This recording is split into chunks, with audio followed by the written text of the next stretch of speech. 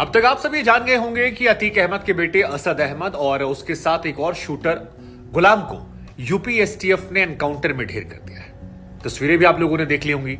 वो भी तस्वीर देखी होगी जहां पर गुलाम को लेकर कहा जा रहा है कि वो इतना ज्यादा डर गया था कि मरने से पहले उसने पेशाब कर दी थी, जैसा दावा किया जा रहा है। लेकिन हमें लगा कि इस घटनाक्रम में जब लोग दो तरह से बातें कर रहे हैं, एक वर्ग ये कह रहा है कि इंसाफ हो गया, जायज था, संदेश देना जरूरी था, उमेश पाल के परिवार वाले योगी सरकार को कोटि कोटि नमन कर रहे हैं, तो दूसरी तरफ अखिलेश यादव और कई लोग ऐसे हैं जो कह रहे हैं कि एनकाउंटर समाधान नहीं है, एनकाउंटर के जरिए भाईचारे को खत्म किया जा रहा है। तो हमें लगा कि इस कहानी के साथ साथ हम आपको यह भी बता दें कि असद अहमद कौन था और असद अहमद इस पूरे मामले में जो मोस्ट वांटेड था, जो मुख्य आरोपी था, जिस पर 5 लाख रुपए का इनाम घोषित था, उसकी जिंदगी हमेशा ऐसे नहीं थी।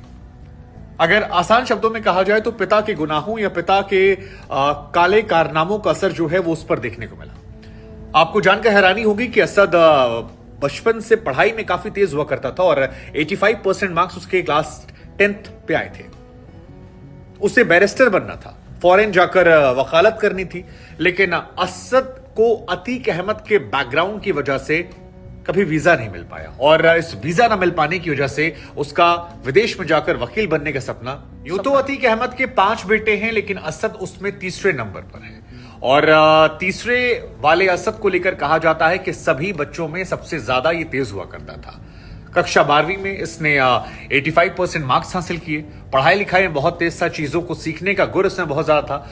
लेकिन इसके साथ 2 समस्याएं हो गई। एक समस्या ये कि बाहर पढ़ाई को लेकर पिता का बैकग्राउंड हमेशा इसके आड़े आता रहा और दूसरा कि जीवन भर चकिया इलाके में इसने बम, गोला, बारूद, कट्टा, असलहा देखा, जिसकी वजह से धीरे धीरे वकालत के साथ साथ इसकी रुचि जो है वो इस तरफ बढ़ गई।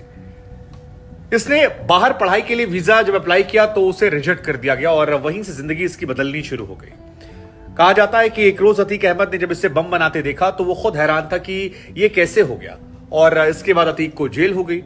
हालांकि आज जब ये खबर अतीक अहमद को लगी तो कहा जाता है कि अतीक जेल में फूट फूट कर रोने लगा। उसे आज बताया गया, अतीक और अशरफ दोनों को आज एक साथ पेश किया गया। 14 दिन की न्यायिक हिरासत में फिलहाल उसे भेज दिया गया है। लेकिन इस हिरासत के बीच में जब उसे खबर मिली तो वो कोर्ट रूम के अंदर घुटनों के बल बैठ गया और काफी देर तक वो रोता रहा। कोर्ट रूम के अंदर ही उमेश पाल जिंदाबाद, अतीक अहमद मुर्दाबाद, योगी आदित्यनाथ जिंदाबाद के नारे जो थे वो भी लग रहे थे और उसके बाद रोती हुई आंखों से अतीक अहमद वहां से पुलिस। आप शायद जानकर हैरान भी हो जाएंगे कि इस घटना के पहले असद अहमद जो है उसका ट्रैक रिकॉर्ड बिल्कुल क्लीन था, उस पर कोई भी मामला नहीं था। इसी घटना को उसने अंजाम दिया, इस घटना की पूरी प्लानिंग उसने की और सबसे बड़ी बात है कि जब इस हत्याकांड को अंजाम दिया जा रहा था तब उसने अपने चेहरे को ढका भी नहीं। बिना कुछ लगाए, बिना कुछ पहने वो गया और उमेश पाल पर उसने तब तक गोलियां चलाई जब तक उमेश पाल इस दुनिया से रुखसत नहीं कर गया। इसी वजह से अतीक के बेटे असद को मुख्य आरोपी माना गया, उस पर सबसे बड़ा इनाम जो है वो घोषित किया गया। हालांकि इस पूरे घटनाक्रम में शाइस्ता की एक ऑडियो कॉल जो है वो भी काफी वायरल हो रही थी, जिसमें अतीक अहमद से वो कहती है कि बेटे को शामिल नहीं करना चाहिए था, तुमने ये गलत किया। और अतीक उससे कहता है कि तुम चुप रहो, तुम्हें नहीं पता, उसने बड़ा काम किया है। उमेश पाल सरदर्द बना था और 18 साल बाद अब मैं चैन की नींद सोऊंगा, जो कुछ होगा हम मैनेज कर लेंगे। अब इसी मैनेज के इर्द गिर्द सियासत भी चल रही है। एक वर्ग ये कह रहा है कि न्यायिक प्रक्रिया इस देश में है, उस न्यायिक प्रक्रिया के तहत चीजों को जाना चाहिए। ये एनकाउंटर जो है ये फर्जी है, जिसमें अखिलेश यादव भी हैं। दूसरा वर्ग ये कह रहा है कि एनकाउंटर फर्जी कैसे है।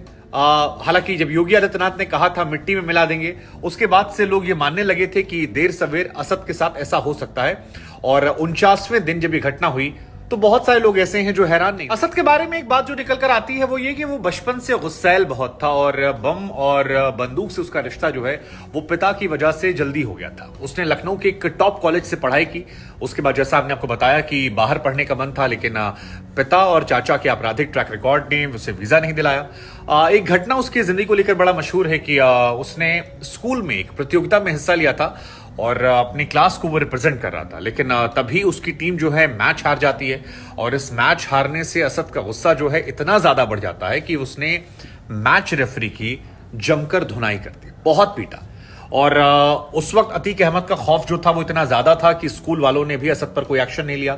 रेफरी से भी मामला जो है वो रफा दफा करा दिया गया और इसी तरह से इनके गुस्से जो है बढ़ते रहे। अभी एक पिछले हफ्ते भी एक वीडियो वायरल हो रहा था जहां पर वो किसी शादी समारोह में हवा में फायरिंग कर रहा था। अर्श, उसका भाई, चाचा और ये दोनों हवाई फायरिंग कर रहे थे और तब भी इसकी उम्र 12 साल थी।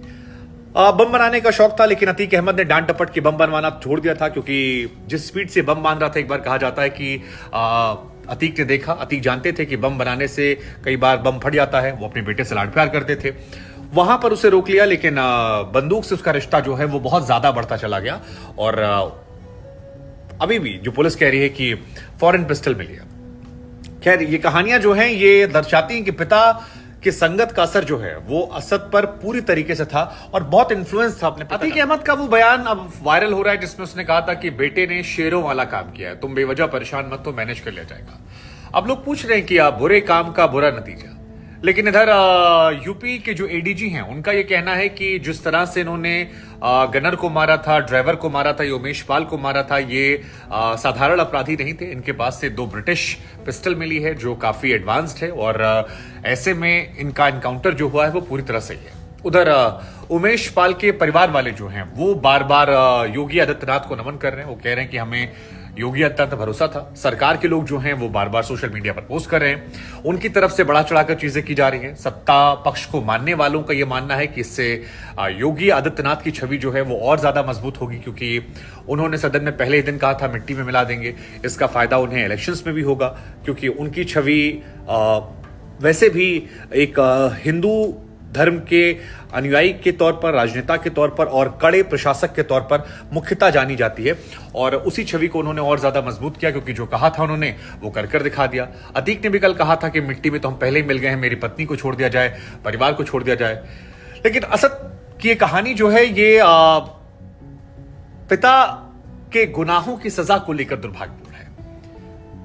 पिता गुनहगार, जिसकी संगत में बेटा गुनहगार, और उसके बाद पिता जीवित है लेकिन बेटा इस दुनिया में नहीं है। तो ये बहुत सारे सबक भी सिखाते हैं। जाते जाते हम आपसे एक सवाल ही पूछ लेते हैं कि आप इस इंसाफ को सही मानते हैं? उमेश पाल की मां जिसे इंसाफ कह रही हैं कि इंसाफ हो गया, आधा इंसाफ हो गया है, अभी कुछ और बाकी है, उसे आप सही मानते हैं? इस प्रक्रिया को आप सही मानते हैं? ये तरीके को आप सही मानते हैं? या जो अखिलेश और बाकी लोग कह रहे हैं कि अगर यही तरीका है तो कोर्ट कचहरियां बंद कर दी जाएं, आप मानते हैं कि वो सवाल वाजिब है? खैर, आपको यह भी जानना चाहिए कि 2005 में राजू पाल जो विधायक थे, उनका मर्डर अतीक अहमद ने इसलिए करवा दिया था क्योंकि उमेश पाल ने इनकी गैंग को छोड़ दिया था और बहुजन समाज पार्टी से टिकट लेकर चुनाव लड़ा था।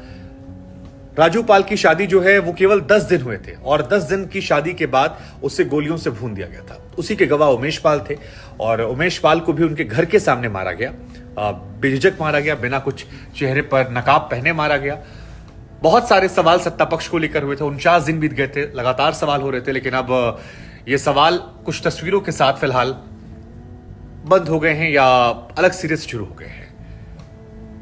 आपको लगता है कि अतीक के गुनाहों की सजा उसके परिवार को मिल रही है? पत्नी पर केस हो गया, अशरफ के बीवी पर केस हो गया, बहन पर केस हो गया, या राज्य सरकार जो है वो बदले की भावना से कर रही है? आपकी सोच क्या है जरूर बताइएगा हमें।